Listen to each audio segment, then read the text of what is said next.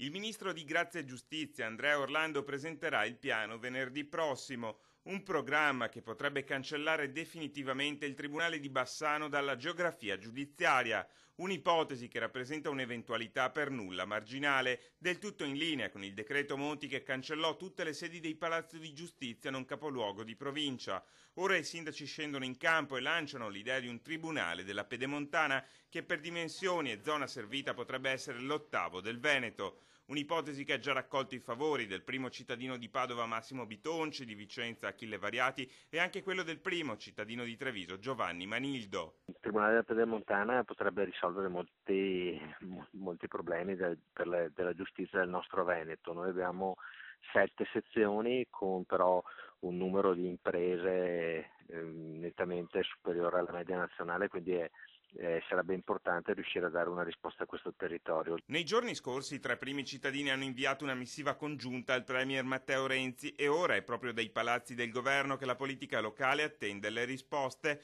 Tra i sindaci intanto serpeggia anche l'idea di una manifestazione, una mobilitazione delle fasce tricolori per sostenere questa battaglia. Le marce sono atti dimostrativi se sono accompagnate da un ragionamento che deve essere fatto altrove. Dopo la riforma che ha chiuso le sedi periferiche, a soffrire maggiormente sono state proprio Treviso e Vicenza, con un incremento dei fascicoli di oltre il 130%.